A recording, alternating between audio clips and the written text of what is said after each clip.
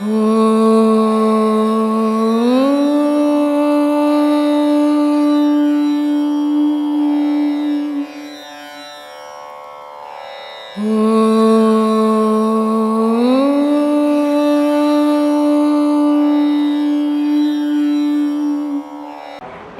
பின்கலைன்னு சொல்லிட்டு சொல்கிறாங்க இல்லைங்களா, அது உணரும்போது சுழிமுனை எப்படி சார் உணர முடியும் சுவாமி? சாதாரணமாக எல்லாராலையும் உணர முடியாது மாதிரி. அது இந்த பாதையில் போகிறவங்களால் மட்டும்தான் உணரும், மற்றவங்களால உணரும். அது உணர வாய்ப்பு கிடையாது. ஏன்னா அதில் காற்று போனோம், இவன் போக வச்சா தானே, போக வைக்க முடியாது. ரெண்டு மூக்கில் ஓடின்னு இருக்கும், அதான் இடைகலை பின்கலை. அதோடு போக வேண்டியது தான். அதுதான் பிரதோஷம் போட்டு காட்டுறது. பிரதோஷத்தினுடைய நிலையே என்ன அப்படின்னா, இந்த அரச மரம் இருக்கும் தெரியுமா, கோயிலுங்களாம் அம்மன் கோயிலுங்கள்லாம் அரச மரம் இருக்கும். அங்கே நடுவில் ஒரு புள்ளியார் வச்சுருக்கோம், ரெண்டு பக்கம் ரெண்டு பாம்பு கல் வச்சுருக்கோம். அந்த பாம்பு ஒன்றோட ஒன்று சுற்றின்னு வந்து ரெண்டு கடைசியில் ரெண்டு மூஞ்சி ரெண்டு பார்த்துக்கிற மாதிரி இருக்கும், நடுவில் சிவலிங்கம். அந்த இடைகலை பிங்கலை ஒன்று சேரும்போது கடவுளாக நீ சிவமாக மாறுவேன்றதுக்கு தான் அது அடையாளம். ஆனால் அது வழி தெரியாதமெல்லாம் பண்ண முடியாது. சாதாரண மனுஷனுக்கு மூக்கில் ரெண்டு மூக்கில் இந்த மூக்கில் ஒரு அவர் போவோம், அந்த மூக்கில் ஒரு அவர் போவோம், அதான் மனுஷன். இந்த பக்கம் போன மூச்சு உடம்பு சூடு ஏற்றும், அந்த சூட்டை மிதப்படுத்தும் இந்த பக்கம் போகிற சந்திரகலை மூச்சு. இவ்வளோதான் சூரியகலை சந்திரகலை தான் இடைகலை பிங்கலை. சுரமுனைக்கிட்ட எல்லாம் அதெல்லாம் ஞான விஷயம், அதில் தேவையற்ற விஷயம். அதெல்லாம் மீடியாவோட சொல்லின்னு இருக்கக்கூடாது. ஏன்னா இப்போவே இங்கே வந்து ஒரு உபதேசம் ரெண்டு உபதேசம் வாங்கிவிட்டு பிரம்மஸ்ரீன்னு பேரை போட்டுக்கின்னு குருமார்கள்லாம் மாறிக்கின்னு இருக்கிறாங்க. இன்னும் நான் இதெல்லாம் மீடியாவில் சொன்னேன்னா இதெல்லாம் அவங்க பாடம் படிச்சுன்னு இருப்பாங்க, அவங்களா சொல்கிற மாதிரி இருக்கும். அதனால் அதெல்லாம் நமக்கு சொல்லு. இப்போ வந்து புராணங்களையும் ஆன்மீகத்துலேயும் அசரீரி குரல் வந்து கேட்குதுன்னு சொல்கிறாங்க, அது எந்த அளவு உண்மை? அது மூளையில் இருக்கிற நரம்பு வீக் ஆச்சுன்னா அசரீரி குரல் கேட்கும். மூளையில் கோடிக்கணக்கான நரம்புகள் ஓடிங்குதுமா. அது வந்து ஒரு கெட்டி பொருளும் கிடையாது, ஒரு தண்ணி பொருளும் கிடையாது இல்லையா, ஒரு மிதமான பொருள் அது. ஆனால் அதில் ஆயிரக்கணக்கான நரம்புகள் ஓடுது. ஏதாவது ஒரு நரம்புகள் விண்ணமாக இருந்ததுன்னா அது அசரி இருக்கு. அது ஏதாவது பைத்தியம் இல்லையா, தெருவில் பைத்தியம் சுற்றுறால, நல்லா அப்பா அம்மா கிட்ட பிறந்தான், நல்லா தான் வாழ்ந்தான். திடீர்னு பார்த்தா வீடு தெரியல, வாசல் தெரியல, எல்லாம் தெரியல, எத்தையோ நம்ம பேசின்னு போகிறான். அது மூளை பாதிச்சது தான். மூளை பாதிச்சது. இந்த தண்ணி அடிப்பான், கொஞ்சமாக தண்ணி அடிக்கிற வரைக்கும் ஒன்றும் பண்ணாது. ஓவரா இவன் குடியே வாழ்க்கை, நான் உனக்கு கை காலெலாம் நடுக்க ஆரம்பிச்சிடும். அவன் குடி இல்லைன்னா பயந்துக்கு உட்காந்துப்பான், யாரோ வெட்டுற மாதிரி குத்துற மாதிரி அவனுக்கு தெரியும், ஆனால் அடுத்தவனுக்கு தெரியாது. இது என்ன காரணம்னா, எந்த ஒரு செயலுமே மூளையிலேருந்து இயங்குது. மூளையை இயக்கத்துக்கு ஆன்மா போகணும். என்கிட்ட ஒரு நண்பர் கேட்டார், நம்ம சீடர் தான், ஒரு இந்த மாதிரி விஞ்ஞானம் சொல்லுது மனிதனுடைய இயக்கத்துக்கு எல்லாத்துக்கும் அடிப்படை காரணமே மூளை தான் அப்படின்னு சொல்லி. நான் போகிறேன், திடீர்னு அவர் கேட்டார். நான் சொன்னேன், ஆமாப்பா மூளை தான் காரணம்னா செத்து போனவங்க எல்லாம் மூளையாக எடுத்துட்டாங்கன்னு. செத்து போனவங்க எல்லாம் மூளை அப்படி தானே இருக்குது, ஏங்க இல்லையா? மூளையை இயக்கிறதுக்கு ஒரு பொருள் ஒன்று, அது பேர் தான் ஆன்மா இல்லையா? இப்போ அங்கே டிரான்ஸ்ஃபார்மர் வச்சுக்கிறாங்க, இந்த டிரான்ஸ்ஃபார்மர் மாதிரி மூளை. ஆனால் டிரான்ஸ்ஃபார்மர் கரண்ட் வரணும், எங்கேருந்து வரணும்? மேட்டூர்லேருந்து வரணும். மேட்டூர் இதுதான் அனல் மின் நிலையம் தான் ஆன்மா மாதிரி. அங்கே வரலன்னா இங்கே எங்கேயும் கரண்ட் வராது இல்லை? அந்த மாதிரி மனித உடலில் இயக்கிறது மூளை, மூளையை இயக்கிறது ஆன்மா. ஆன்மா இயக்கலைன்னா மூளை செயல் இருந்து போயிடும். அதனால செத்து வந்தாலெல்லாம் மூளை இருக்கும், ஆனால் இயங்காது. உணர்ச்சியும் இருக்காது, உணர்வும் இருக்காது, உறவும் இருக்காது. அதனால எல்லாத்துக்கும் பேஸ் அடிப்படை மனிதனுடைய இயக்கம், ஜீவராசிகளுடைய இயக்கத்துக்கு ஆன்மா தான் அடிப்படை. இங்கே கடவுள் என்ற பேச்சுக்கே இடம் கிடையாது. யாரையாவது கடவுள் செத்து பண்ணணும் வந்து காப்பாற்றிக்கிறாரா எங்கன்னா? இல்லை சாமி. அப்புறம் கடவுள் என்னத்துக்கங்க சொல்லுமா? நம்ம யோசித்து பார்க்கணும். கடவுள் வந்தார், காப்பாற்றினார், போனார், கதையெல்லாம் சொல்லியிருப்பான். ஒன்று எந்த கடவுளையும் எவனையும் காப்பாற்றுறது கிடையாது. இவனுக்குள்ளே இருக்கிற கடவுள் தான் இவனை காப்பாற்றின்னுப்பான். அதனால தான் நான் சொல்லுது, உனக்குள்ள கடவுளுக்கு அதை தேடுன்றது. சொல்லுமா? மூன்றாவது கண்ணுன்னு உண்மையிலே உள்ளதா சாமி? நான் கூட வெட்டும் போச்சு அடிச்சு பார்த்தம்மா, எங்கன்னா திறக்குதா நீங்க? எங்கேயும் திறக்க காணாது. இதெல்லாம் அந்த புழு புலிவுன்னு ஏமாத்தின்னுக்குறது.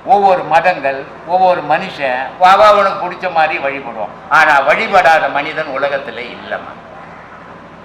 ஆனால் கடவுளை தேடி வழிபடல, அவன் மதத்தை தேடி வழிபடுறான். உண்மை இல்லையா? உருவத்தை தேடி வழிபடுறான், தன்னை தேடி வழிபடல. தன்னை தேடி வழிபட்டால் கடவுளை தேடி வழிபடுவான். உருவத்தை தேடியோ உலகத்தை தேடியோ பணத்தை தேடியோ புகழை தேடியோ வழிபட்டால் கடவுள் வழிபாடு கிடையாது. ஆனால் அது ஒரு பக்தி வழிபாடு. அது எல்லா மதத்திலையும். இப்போ ஒரு விஷயம் சொல்றேன். இதெல்லாம் மனிதன்கள் சிந்திக்க வேண்டிய விஷயங்கள். இப்போ ஒரு குழந்தைக்கு உடம்பு சரியில்லை, அந்த குழந்தைய எங்க எடுத்து போறீங்க? ஹாஸ்பிட்டல், மசூதிக்கு எடுத்து போறீங்க. ஆஸ்பத்திரி ஜென்ரலா போறது. ஒரு குழந்தைக்கு உடம்பு சரியில்லை, மசூதி வாசல்ல 5 மணிக்கு போய் நிக்கிறீங்க. அப்போ 5 மணிக்கு தொழுகை நடத்திட்டு பாய் வெளியே வர்றாரு. அவர் என்ன பண்றாரு? ஊசியை போடுறாரு, ஊதுறாங்க, சும்மா ஊதுறாரு. ஆனா ஊதுன உடனே அந்த குழந்தைக்கு நல்லா போகுது இல்ல? காரணம் என்ன? அதே ரோட்ல போற பாய் ஊதுனா நல்லா போகுமா? போகாது. ஏன்னா அந்த மசூதியிலிருந்து ஊதுற பாய் கடவுள் நினைவோட பிரார்த்தனை பண்ணிட்டு ஊதுறாரு. அதனால அது நல்லாச்சு. ரோட்ல போற பாய் எல்லாம் குழந்தைக்கு நல்லா இல்லைன்னு ஊதுனாருன்னு நல்லா போகாது, குழந்தை ஊதி போடும். எந்த ஒரு மதமா இருந்தாலும் உண்மையான மனநிலையோட வழிபட்டான்னா அவனுக்கு ஒரு சக்தி உண்டு. அது கிறிஸ்தவ மதமா இருக்கட்டும், பைபிளா இருக்கட்டும், இல்ல குரானா இருக்கட்டும், முஸ்லீம் மதமாகட்டும், இந்து மதமா, எல்லாத்திலையும் மகான்கள் உண்டு. எல்லா மதத்திலும் குறைபாடுகள் உண்டு. எதுவும் உத்தமமான மதம் உலகத்துல கிடையாது. எல்லா அயோக்கிய மதம் எதுவும் கிடையாது. எல்லா மதத்திலும் நன்மைகள் உண்டு, எல்லா மதத்திலும் தீமைகள் உண்டு. எல்லா மதத்திலும் நல்ல உணவும் உண்டு, எல்லா மதத்திலும் தீய உணவும் உண்டு. இதான் உலகம். சொல்லுமா. இப்போ நம்ம கலாச்சார பூமியா இருக்கும்போது நடுவில் எப்படி சாமி இந்த மூட நம்பிக்கைன்னு ஒன்று வந்துச்சு? மூட நம்பிக்கைன்றது உலகம் தோன்றிய காலத்திலிருந்தே இருக்குது. மூட நம்பிக்கைன்றது இன்னைக்கு ஒரு நாட்டில் இருக்குது நினைச்சது, உலகம் முழுவதும் மூட நம்பிக்கை இருக்குது இல்லையா? இப்போ மசூதிக்கு போய் வழிபடுறாங்க, அது கடவுள் கொள்கை இல்லையா? அது சரியான வழி. அதே நேரத்தில் ஒரு குழி வெட்டிட்டு வைப்போம், இந்த பந்தம் எடுத்து அடிச்சுப்பாங்க முஸ்லீம், உடம்பெல்லாம் ரத்தம் வரும். பாத்துக்கல? இல்ல சாமி, பார்த்தது. மோகரம் என்று செய்வாங்கம்மா. அதெல்லாம் பார்க்காத எங்கம்மா கேள்வி கேட்கறது. அது மூட நம்பிக்கை. இந்து மதத்துல கடவுளுக்கு போய் வழிபடுறோம், கடவுளை வழிபடுறோம், நல்ல விஷயம் பக்தி. அதே நேரத்தில் நெருப்புல இறங்குறான், மூட நம்பிக்கை. சர்ச்சில் கோயிலில் போயிடறான், சர்ச்சில் போகிறான், ப்ரேயர் பண்ணுறான், நல்ல விஷயம் தான். ஓலை எடுத்துக்கணும் ஊர் ஃபுல்லாக சுற்றின்னு வரான், மூட நம்பிக்கை. இப்படி ஒவ்வொரு மதத்திலையும் மூட நம்பிக்கை இருக்குது. உலகத்தில் இருக்கிற மதத்துலலாம் ஒவ்வொரு மதத்துல அறிவு சார்ந்த ஒரு இது எல்லா மதத்திலையும் இல்லை. இந்த மதம் சிறந்தது, அந்த மதம் சிறந்தது, அந்த மதம் எந்த மதமும் இல்லை. எல்லா மதமும் கடவுளை நோக்கி பயணம் பண்ணக்கூடிய மதம். ஆனா மனுஷன் அதை நோக்கி பயணம் பண்ணல. இவன் மதத்தை ஏறி போய் திங்கின்னு இருக்கிறான். எல்லா மதத்திலையும் அப்படிப்பட்டவங்கிறான், எல்லா மதத்திலையும் புனிதமானவனும் இருக்கிறான். அதனால மூட நம்பிக்கைன்றது ஒரு மதத்தில் இல்லை, உலக மதத்தில் எல்லாத்துலேயுமே இருக்குது. அறிவுபூர்வமான உலக மதத்தில் எல்லாத்துலேயுமே இருக்குது. சொல்லுமா. இப்போ ஒருத்தவங்க வீட்டில் இறந்துடுறாங்க, இப்போ ஒரு 16ஆவது நாள் காரியம் பண்றாங்க. ஆனா இப்போ ஒரு வருஷத்துக்கு நீங்க மலைக்கு போகக்கூடாது, கடலுக்கு போகக்கூடாது அப்படின்னு சொல்றாங்க சார். அதனுடைய நோக்கம் என்ன சார்? இது எப்போ சொன்னாங்க? ஒரு 50 வருஷத்துக்கு முன்ன சொன்னாங்க. இப்போ இறந்துட்டு உடனே என்ன சொல்றாங்க? நாளைக்கு வியாபாரம் பார்க்கணுங்க, நாளைக்கு ஆபீஸுக்கு பண்ணுங்க, இன்னைக்கு காரியம் பண்ணுங்கன்றான். இந்த மூட நம்பிக்கை இப்போ இன்னைக்கு எங்க போச்சு? மனிதனுடைய சுயநலத்துக்காக வச்சுக்கினானே தவிர உண்மை இல்லை, உண்மையே கிடையாது. இல்லை. ஏன்னா சர்ச்சில் பாதிரியார் இது சொல்றானே, அவன் 10 மாசம் தீட்டு. கோவில்ல இந்து கோயில்கள்ல மந்திரம் சொல்றானே, அந்த மந்திரமே 10 மாசம் தீட்டு தான். மனிதன் வாழறமே தீட்டுன்னு சொல்லிக்கிறமே, நானே ஒரு தீட்டு தான். எங்க அம்மாவுக்கு 10 மாசம் தீட்டு போயிருந்தா நான் இங்க உட்காந்து மாட்டேன், கத்த மாட்டேன். செத்தவனுடைய உடல்ல இருந்து ஒரு வெப்ப நீர் வடியும், அதுல கிருமி கலந்து இருக்கும். அதனால அதை தொட்டுக்குன்னு உள்ள வராத. அதனால அறிவுபூர்வமா இருந்தா மனுஷன். இப்பெல்லாம் முட்டாள்கள் அதிகம். அப்போ அந்த சுடுகாடு பக்கத்திலே ஒரு குளம் வச்சிருந்தான். அங்கே பொச்சி தான் இங்கே குளிச்சுட்டு தாண்டா வீட்டுக்கு வரணும்னு வச்சோம். ரொம்ப புத்திசாலித்தனமாக வச்சுருந்தாங்க. இப்போ எல்லாம் ஷவர் பாத்தில் தாங்க நான் குளிப்பேன், வீட்டுக்கு வந்துடுறேன். அந்த கிருமி ஊருக்குள்ளே பரவி போகுது. இது இருக்கக்கூடாதுன்னு ஆதியில் அறிவுபூர்வமாக வச்சுருந்தான். அப்போ எப்போ நீ ஒரு பொருளை பொச்சியோ அங்கேயே போச்சு தீட்டு இல்லையா? செத்ததும் தீட்டு, அதை எடுத்து போய் பொச்சதும் ஒரு தீட்டு. அப்போ இந்த தீட்டு தான் வீட்டுக்கு வந்துடுச்சு. இப்போ ஒரு கல்யாணம் ஆயிடுச்சு, 2 பேரும் கல்யாணம் ஆயிடுச்சு, ஒரு 3 வருஷமாகி போச்சு, குழந்தை இல்லை. லட்சக்கணக்கில் டாக்டர்கிட்ட செலவு பண்ணுவேன், இன்னத்துக்கு குழந்தை இல்லைன்னு. இன்னும் இன்னைக்கு இல்லை குழந்தை இல்லை சொல்லுவான். குழந்தை ஏன் இல்லை உங்களுக்கு? உயிரணு உற்பத்தி இல்லை அவங்ககிட்ட. உயிரணு உற்பத்தி இருக்குதா இல்லையா? 3 வருஷமா குழந்தை இல்லை. அப்போ இன்னா நின்னா குழந்தை வரும், இன்னா நிக்கலன்னா குழந்தை இல்லை. தெரியல. சொல்லுங்க சாமி, நீங்க சொல்லுங்க, உங்க பதிலுக்கு தான் நாங்க எதிர்பார்த்து. ஒரு பெண்ணுக்கு மாசம் மாசம் தீட்டு போச்சுன்னா குழந்தை நிக்காது. மாசம் மாசம் தீட்டு போனா நிக்காதுங்களா? போனா எங்க நிக்கும்? கரு எப்படி தடிக்கும்? அப்போ அந்த தீட்டு போகாம நின்னாதான் என் பொண்ணு முழுகாம இருக்கிறா, தலை முழுகிட்டா அப்படின்னு சொல்றாங்க. என்னது அது? தலை முழுகிட்டான்னா தீட்டு போச்சுன்னு அர்த்தம். முழுகாம இருக்கிறான்னா தீட்டு போலேன்னு அர்த்தம். இந்த போகாம இருக்கிறதுக்கு டாக்டர் கிட்ட ஊசி போட்டுக்கிறாங்க, மாத்திரை போட்டுக்கிறாங்க.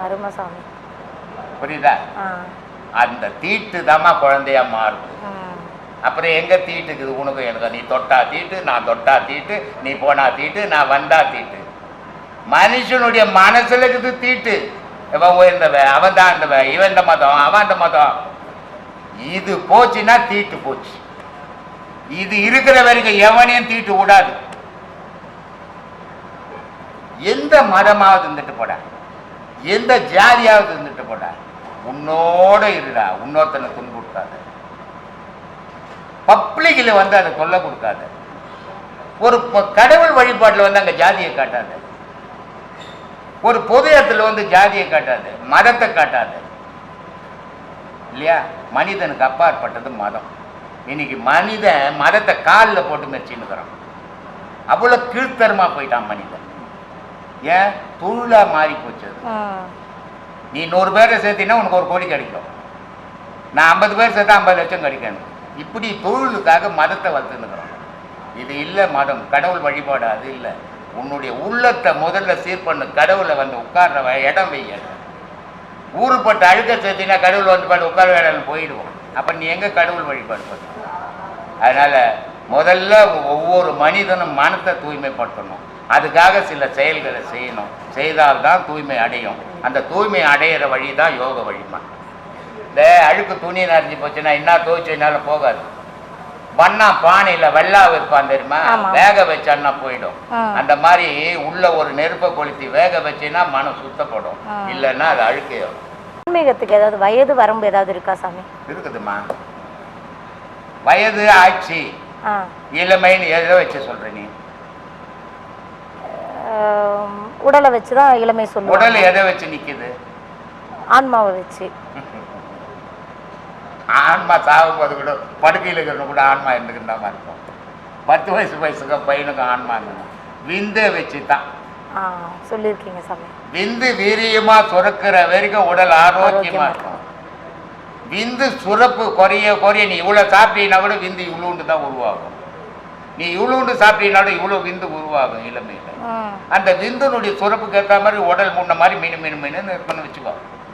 அது குறைஞ்சி போச்சுன்னா என்ன மாதிரி தலைன்னு ஆட ஆரம்பிச்சோம். ஏன் சாமி அப்படி சாமி?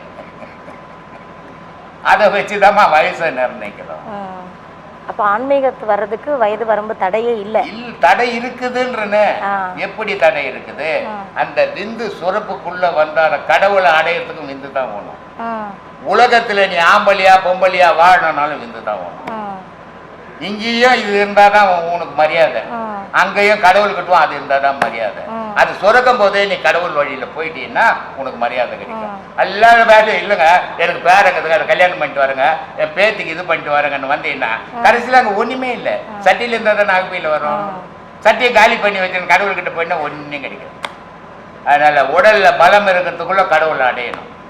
உலக செயல் செய், கடவுளுக்குன்னு ஒரு நேரத்தை ஒதுக்கி அதை விட்டுட்டு நான் உலகங்க கடமைங்க செய்கிற எல்லாருக்கும் கடவுளுக்கே ஒரு கடமை இருக்குது. கடவுளுக்கு தூங்கத்துக்கே நேரம் இல்லையா? கூட்டம் ஜாஸ்தியாக போச்சா, பிரச்சனை ஜாஸ்தியாக போச்சா, கடவுள் சொல்றாரு.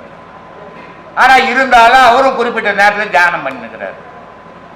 அப்படிப்பட்ட கடவுளே தியானம் பண்ணுறாரு. சராசரி நாளைக்கு சாக போகிற மனுஷன் நீ பண்ணக்கூடாதா? அதனால ஒவ்வொரு மனிதனும் பண்ணணும். இப்போ மகான்களின் குறிக்கோள் கடவுளை அடைவது மட்டுமே.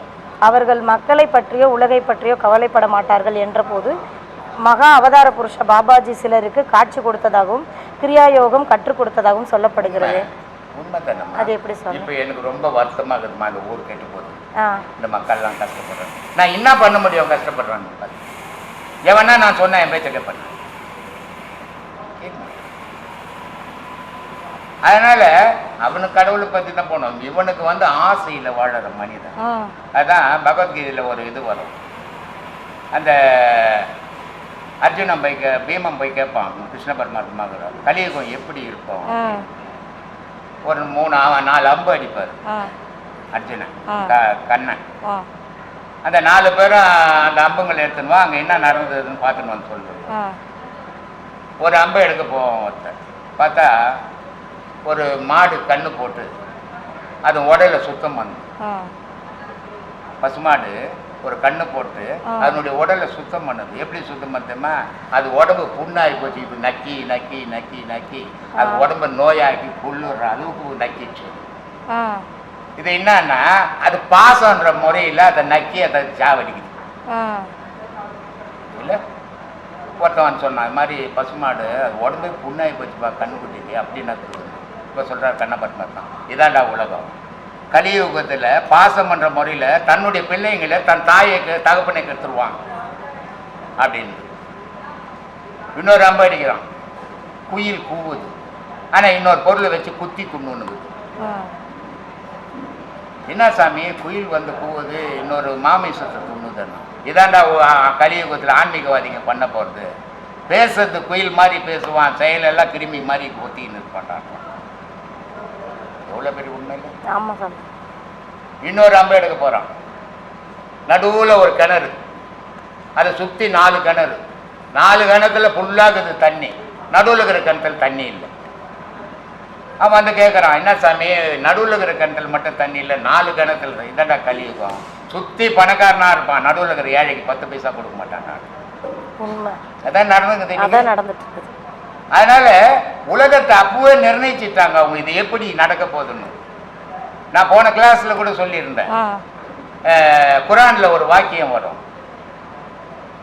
அந்த வாக்கியத்தில் சொல்றான், கத்திரி செடி ஒரு மனுஷன் கத்திரிக்காய் இருப்பான். எப்படி? கத்திரிக்காய் செடியை விட மனுஷன் உயரமா இருப்பான். அதனால கத்திரிக்காவை கையில் அறுத்துருவான். இது ஒரு மிதமான காலம். அழிவு காலம் எப்படி இருக்கும் அப்படின்னா கத்திரி செடி மரமாயிடுமா, மனுஷன் தொழுடு போட்டு கத்திரிக்காய், மனுஷன் குள்ளமாயிடுவான், கத்திரி செடி வளர்ந்துட்டா. இது அழிவு காலம் தான். பெண்கள் இருக்கிற இடத்துல ஆண்கள் போய் வட்டமிடுவான் அந்த பெண்களுக்காக, அது மிதமான காலம். ஆனா ஆண்கள் குறைஞ்சி போய் ஆண்கள் இருக்கிற இடத்துல பெண்கள் போய் வட்டமிடுவான், இது அழிவு காலம் தான் குரான்ல. உண்மைதானே? நீங்க தானே நடந்துங்க. அதனால எந்த வேத நூல்ல சொன்னதும் பொய் கிடையாது. ஆனா வேத நூல் படி ஒருத்தம் கூட நடக்கிறது கிடையாது. எல்லா வேத நூல்லையும் சத்தியத்தை சொல்லிக்கிறான். பைபிள்ல சத்தியத்தை பேசிக்கிறான், குரான்ல சத்தியத்தை பேசிக்கிறான், பகவத்கீதையில சத்தியத்தை பேசிக்கிறான். ஆனா எவனுமே படிக்கிறானே தவிர அது படி நடக்கிறது கிடையாது. அதனால தீமைகள் உலகத்தில் நடந்துகிட்டு தான் இருக்கும், தடுக்கவே முடியாது. கலிகாலம்ன்றது இதுதான். அதுதான் அழிவு காலம். கலினாவே அழிவுன்னு அர்த்தம். கலின்னா என்ன? ஒரு காலண்டர் பார்த்துருப்பீங்க. கல்கி அப்படின்னா என்னன்னா ஒரு பெரிய குதிரை, அது மேலே ஒரு ராஜா ஒரு கத்தி எடுத்து நல்லா வெட்டி போட்டுன்னு வருவார். அதனுடைய பொருள் என்ன அப்படின்னு பார்த்தீங்கன்னா பெரிய கடல், கடலுக்குள்ள காற்று உருவாகி பூகம்பமாக மாறி உலகம் ஃபுல்லாக தண்ணி பரவி அழிச்சிடும், திரும்பி பொது உலகம் தோன்றும். அதுதான் கல்கி.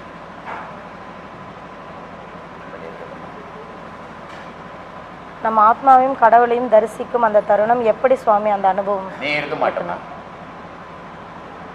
நான் இருக்கிறேன்றது இல்லை. அங்க கடவுளை நீ தரிசிக்கும் போது நீ அங்க இருக்க மாட்டேன். இதை ரொம்ப அழகாக சொல்லுவார் பட்டினத்தார். அந்த தருணம் எப்படி இருந்தது ராணி? அட்டாங்க யோகமும் ஆதாரம் மாறும் அவித்து ஐந்து மிட்டேறி போன விழிதனிலே வேப்பொன்று கண்டேன், வட்டாகி செம்மதில் பாலூர உண்டு எட்டாத பேரின்பம் என்ன விழுங்குது என்றார். இந்த யோகம் பண்ணுறியா, இதனால் கடவுளை பார்க்க முடியாது. இந்த ஆதாரம் பண்ணுறியா, அதனால் கடவுளை பார்க்க முடியாது. அப்புறம் இதெல்லாம் எதுக்கே செய்யணும்? மன அடங்கத்துக்குடா இதெல்லாம். மன அடங்குனா தாண்டா கடவுளை பார்க்க முடியும். மன விரிவாடி வரைக்கும் எவனாலையும் கடவுளை பார்க்க முடியாது. சரி, அந்த நிலை எப்படி இருந்தால், நான் வெளியே போனேன், கடவுளை சாப்பிடலாம், நான் பார்த்த கடவுள் என்ன சாப்பிடுச்சுப்பா, நான் இல்லாமல் போயிட்டேன் பாருங்க. அதான் கடவுள் நிலை. தேனை தொட்டு நக்கனா ருசி இருக்கும், இதெல்லாம் பக்தி. கடவுளோட கலக்கும்போது தேன்லேயே விழுந்த மாதிரி, இதாம்மா ஞானம் இல்லையா? அப்படித்தானே? கண்டிப்பா உணர்ந்து பார்க்குறேன். நீங்கள் சொல்கிறதையே நாங்கள் உணர்ந்து பார்க்குறோம். உலகமே இன்னைக்கு விழுந்து பார்த்துன்னுக்குது.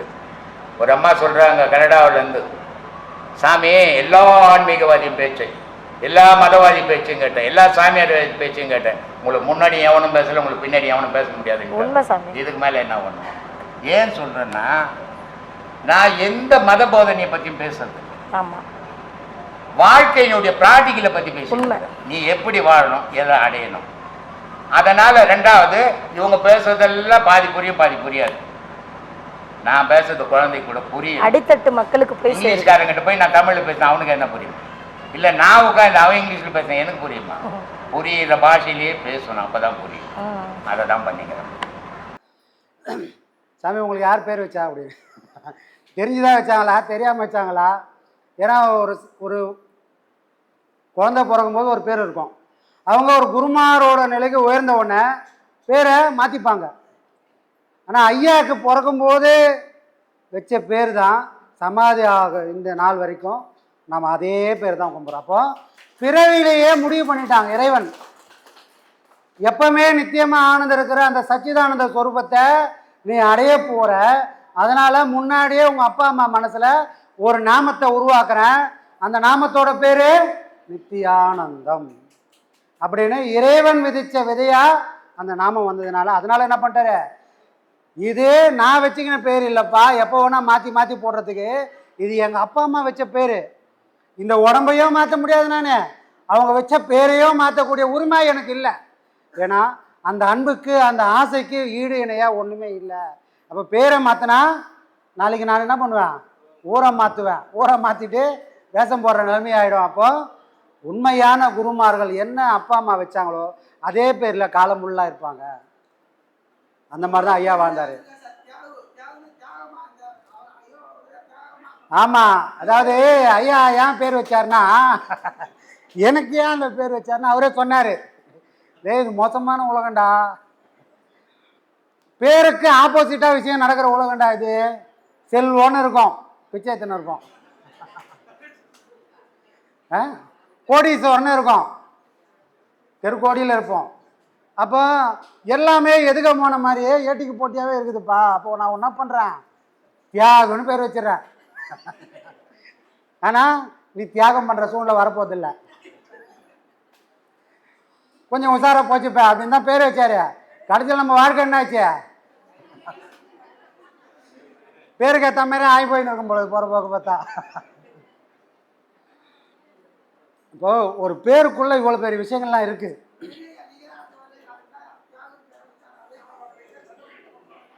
மகான்களுடைய வாழ்க்கை என்றைக்குமே பொய்ய ஆகாது. மனுஷனோட பேச்சு இன்னைக்கு ஒரு பேச்சா இருக்கும், நாளைக்கு ஒரு பேச்சா இருக்கும், மாறிக்கினே இருக்கும். ஏன்னா மனுஷன் எல்லாரும் உள்ள எல்லாம் மனசால உணர்ந்து அதை தெளிஞ்சு அப்புறமா வார்த்தையாக பேசுறதில்ல, ஏதோ நினைச்சோம் பேசிட்டோம் அப்படின்னு போகிறதுனால அப்பப்போ முடிவுகள் மாறிக்கினே இருக்கிறதுனால பேச்சு எப்பவுமே ஒரே மாதிரி இருக்கிறதே கிடையாது. ஆனால் மகான்கள் பேசுறதுக்கு முன்னாடி எல்லாத்தையும் சிந்திச்சு உண்மையை மட்டும் பேசுனால அந்த உண்மை எந்த சூழ்நிலையிலையும் காலத்தால் கூட மாற்ற முடியாமல் சில விஷயங்கள் ஆணித்தரமாக கல்வெட்டு மாதிரி பதிஞ்சிரும்.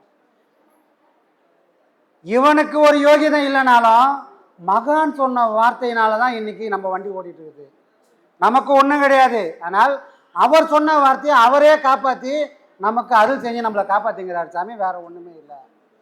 அப்போ ஐயா சொன்னார், கவலைன்றது ஒரு கிளாஸ் தண்ணியில் 100 கிராம் உப்பு போட்டால் எப்படி இருக்குமோ அந்த அளவுக்கு குடிக்க முடியாத அளவுக்கு ஆகிடும்பா. அதே கவலையை ஒரு ஏரியிலையோ ஒரு குளத்துலையோ ஒரு நல்ல தண்ணியிலையோ ஊற்றிட்டு நீ அதே உப்பை ஊற்றினதுக்கப்புறம் நீ குடிச்சுப்பாரு, இப்போ உப்பு கறிக்காது. அப்போ உன்னோட கவலையை ஒரு கிளாஸ் தண்ணி மாதிரி உன் மனசுக்குள்ளேயே வச்சுருந்தேன்னா விமோச்சனமே இல்லை, முகம் சுளிக்கிற அளவுக்கு ஆகிடும்பா. அடுத்த அடி நீ எடுத்து வைக்கவே மாட்ட.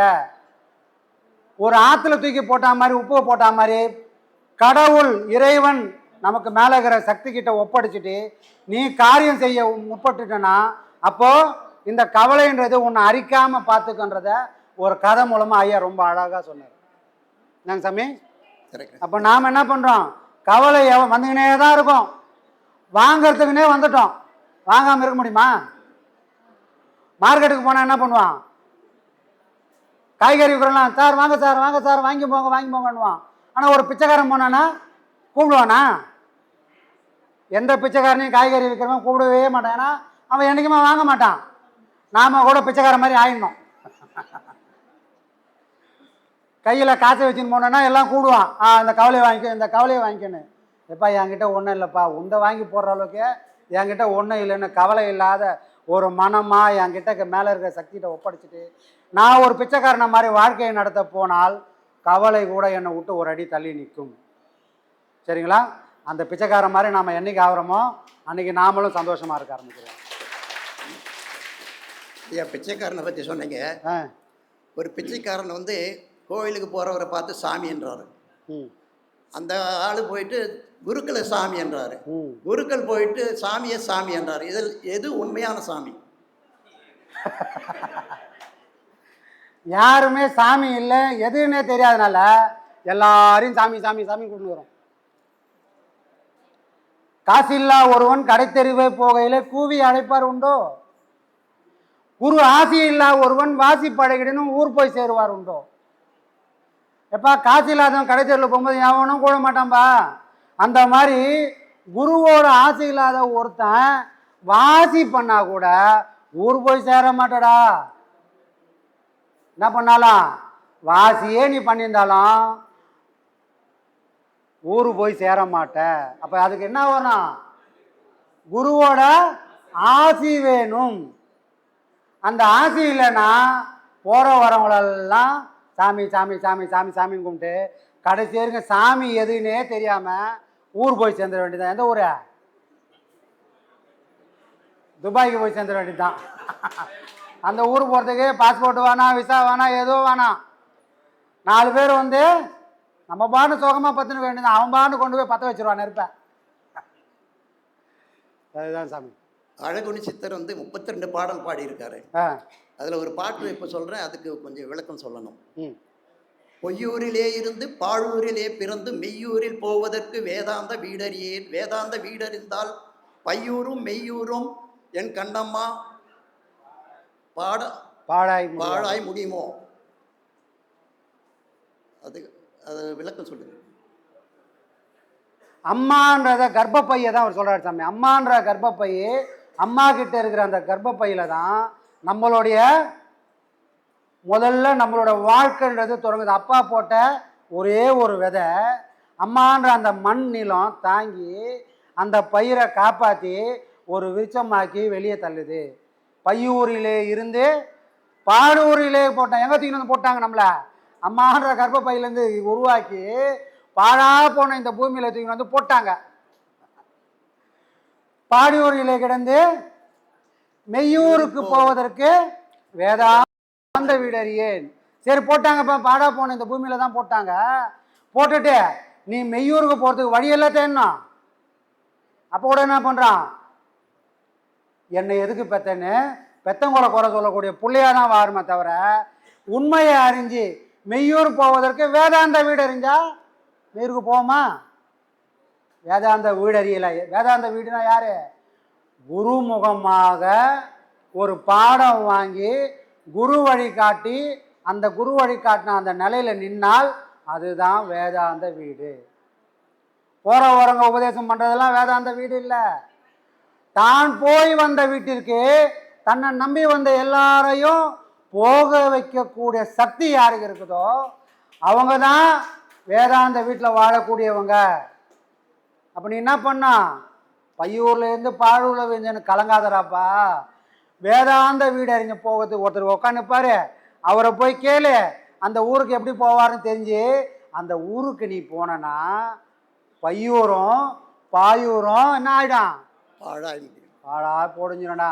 அது எல்லாம் முடிஞ்சிடும். அப்போனா என்ன அர்த்தம், இன்னொரு வாட்டி அம்மாவோட கருவழியில் பிறந்து திரும்ப இன்னொரு வாட்டி இந்த பாழா போன ஊரில் பிறக்காம பார்த்துப்பாரு யாரு, நடுவில் ஒருத்தர் உக்காந்து மறுபிறவியே உனக்கு இல்லாமல் செய்யக்கூடிய அந்த வேதாந்த வித்தக சர்க்குரு பிரம்மஸ்ரீ நித்யானந்த சுவாமிகள்.